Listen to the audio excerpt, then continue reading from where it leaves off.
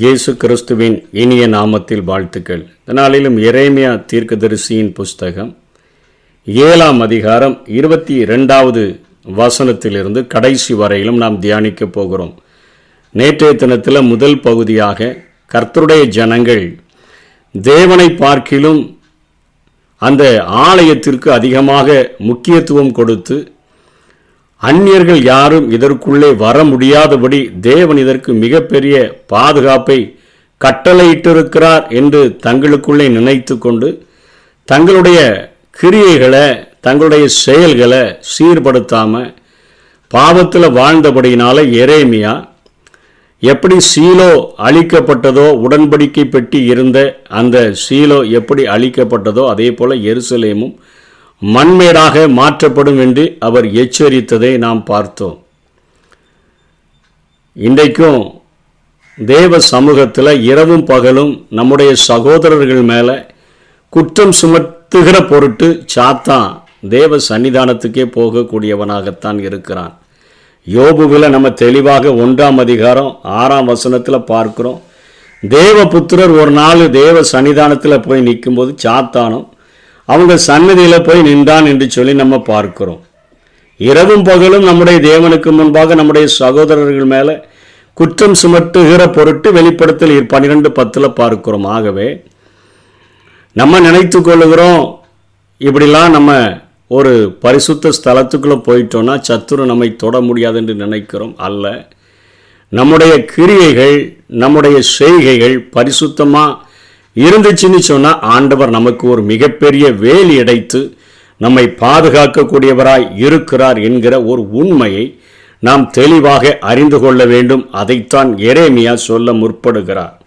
இப்போது இந்த அதிகாரத்தில் 22ஆம் வசனத்தில் அவர் சொல்லுகிறார், நான் உங்கள் பிதாக்களை எகிப்து தேசத்திலிருந்து அழைத்து வந்த நாளிலே தகன பலியை குறித்தும் மற்ற பலிகளை குறித்து நாம் அவர்களோட பேசினதையும் கட்டளையிட்டதையும் பார்க்கிலும் என் வாக்குக்கு செவி கொடுங்கள், அப்பொழுது நான் உங்கள் தேவனாயிருப்பேன், நீங்கள் என் ஜனமாயிருப்பீர்கள், நான் உங்களுக்கு கற்பிக்கும் எல்லா வழிகளிலும் நீங்கள் உங்களுக்கு நன்மை உண்டாகும்படிக்கு நடவுங்கள் என்கிற விசேஷத்தையே அவர்களுக்கு சொல்லி கட்டளையிட்டேன் என்று சொல்லுகிறதை பார்க்கிறோம். அதாவது நேற்றைய தினத்தில் சுத்தமான பக்தியா அல்லது தேவாலயமா என்கிற ஒரு கேள்வியை எரேமியா முன்வைத்தார். இன்றைக்கு நம்முடைய ஆச்சாரங்களா அல்லது ஆன்மீக வாழ்வா என்கிற காரியத்தை முன்வைக்கிறார்.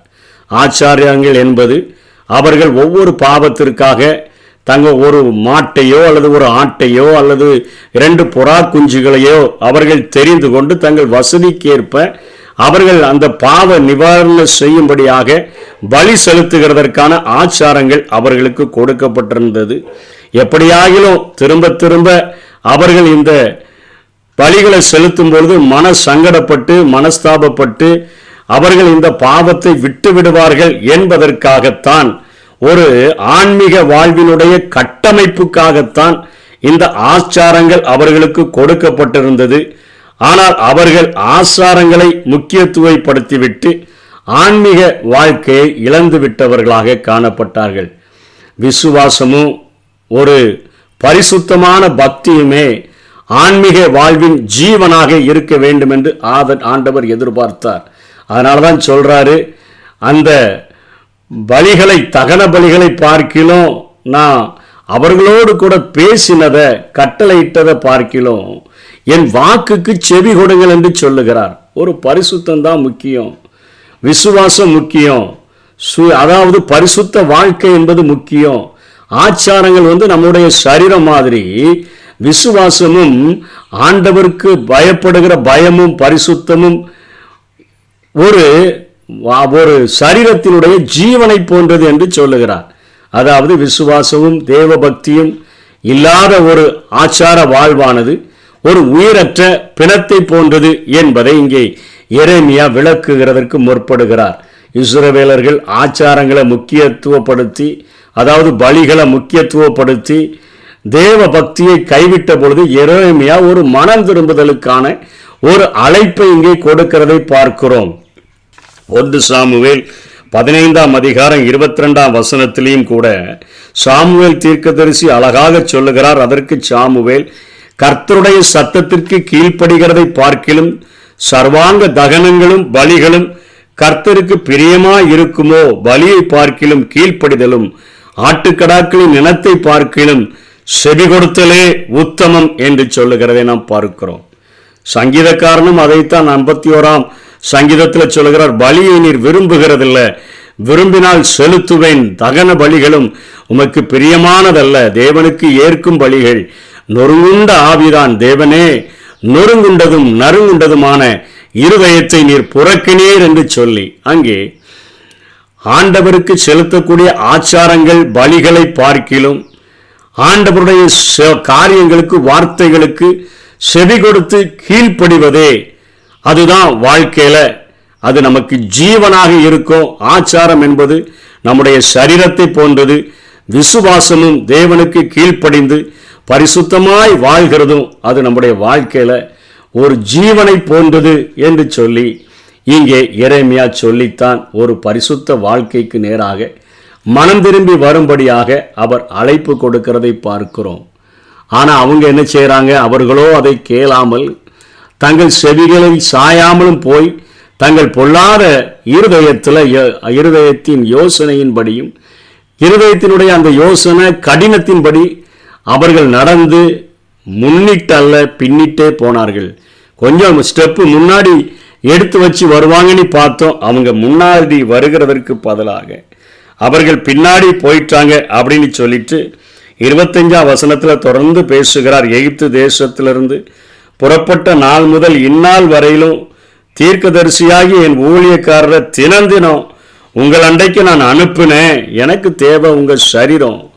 அது தேவாலயமாக மாற்றப்பட்டு அது ஒவ்வொரு நாளும் அது பரிசுத்தமாக இருக்கணும்னு நினச்சித்தான், நீங்கள் பரிசுத்தமாக இருக்கணும்னு நினச்சித்தான் நான் ஸ்தலத்தை அல்ல இடத்தை அல்ல உங்களை பரிசுத்தப்படுத்தும்படியாகத்தான் தீர்க்கதரிசியாகி என் ஊழியக்காரரை நான் தினம் உங்களிடத்தில் அனுப்புனேன். ஆனால் நீங்கள் என் சொல்ல கேட்கல, எனக்கு செவி சாய்க்கல, கழுத்தை கடினப்படுத்தி தங்கள் பிதாக்களை பார்க்கிலும் நீங்கள் அதிகமான பொல்லாப்பை செய்கிறவர்களாக நீங்கள் வாழ்ந்து விட்டீர்கள் என்று சொல்லி இங்கே எரேமியா எச்சரிக்கிறார். இன்னைக்கு தற்காலத்திலும் ஆச்சாரம் மிகுந்த கிறிஸ்தவ வாழ்க்கை தான் அதிகமாக காணப்படுகிறது. சபை பிரிவுகள் அனைத்திலும் இது சகஜமாக இருக்குது. அந்த காரியம் செய்தோம், இந்த காரியம் செய்தோம் என்று சொல்லி ஆச்சாரங்களை செய்துவிட்டு தனிப்பட்ட வாழ்க்கையில் ஆண்டவரோடு கூட நெருங்கி வாழாத ஒரு சூழ்நிலைகள் தான் காணப்படுது. ஆனால் அதில் ஜீவன் இல்லை. தேவன் தனித்தனியே நமது வாழ்வை சீர்தூக்கி பார்த்து நம்ம ஒவ்வொருத்தருடைய இதய வாசலை நின்று கொண்டு அவர் அழைப்பு விடுக்கிறவராக இருக்கிறார். இன்னைக்கு நம்ம முன்னோக்கி வரணுமா இல்லை பின்னோக்கி போகணுமா என்பது நம்முடைய கரங்களில் தான் இருக்குது என்று சொல்லி இங்கே ஆச்சாரங்களா அல்லது ஆன்மீக வாழ்க்கையா என்று சொல்லி எது சிறந்தது என்பது போல இங்கே எரேமியா பிரசங்கிக்கிறதை பார்க்கிறோம். கடைசியாக நரகத்தை குறித்த ஒரு எச்சரிப்பையும் கொடுத்தவர் முடிக்கிறார். எரேமியா 7ஆம் அதிகாரம் 31 34 வரையிலும் பார்த்தோம்னா, இன்னும் குமாரரினுடைய பள்ளத்தாக்கில் தோப்பேத்தின் மேடைகளை கட்டினார்கள் என்று சொல்லப்படுத. நான் அதை கட்டளையிடலை, என் மனசில் தோன்றலை. ஆதலால் இதோ நாட்கள் வரும், இன்னும் பள்ளத்தாக்கு என்று சொல்லப்படுகிற அந்த தோப்பேத்தின் சொல்லப்படாமலும் தோப்பேத் என்று சொல்லப்படாமலும் சங்கார பள்ளத்தாக்கு என்று அது சொல்லப்படும். மனிதர்கள் அவர்களுடைய தன்மையானது நித்தியமானது. அவங்க பாவம் செஞ்சாங்கன்னா அவங்க அவர்களுக்கு கொடுக்கப்படுகிற நரக தண்டனையும் நித்தியமானது என்பதை விளக்குவிக்கும் வண்ணமாக இங்கே எரேமியா இன்னும் பள்ளத்தாக்கையும் தோப்பேத்தினுடைய மேடைகளையும் குறித்து பேசுகிறார். எருசலேமின் தெற்கு எல்லை கோட்டில் இருக்கிற இந்த பள்ளத்தாக்கானது குப்பை மேடாகவும் விக்கிரகங்களை ஆராதிக்கிற இடமாகவும் அக்னியில சிறு பிள்ளைகளை தகனிக்கிற ஒரு இடமாகவும் அது உபயோகப்படுத்தப்பட்டது. மோசையின் நியாய பிரமாணத்தில் இந்த வழக்கம் கண்டிப்பாக விளக்கப்பட்டிருந்தது. லேவியராகமும் 18:21 20ஆம் அதிகாரம் 2-5 வரையிலும் நம்ம இந்த காரியத்தை கற்றுக்கொள்ள முடியும். இந்த இடத்தில்தான் யூத சரித்திரத்திலேயே காணப்பட்ட மிகவும் பொல்லாத பாவங்கள் இங்கே செய்யப்படக்கூடியதாக இருந்தது. இன்னும் பள்ளத்தாக்கு என்ற வார்த்தையில் இருந்துதான் எபிரேய மொழியில கெகினோம் என்கிற வார்த்தையும் கிரேக்க மொழியில ஹீனா என்ற வார்த்தையும் வந்தது.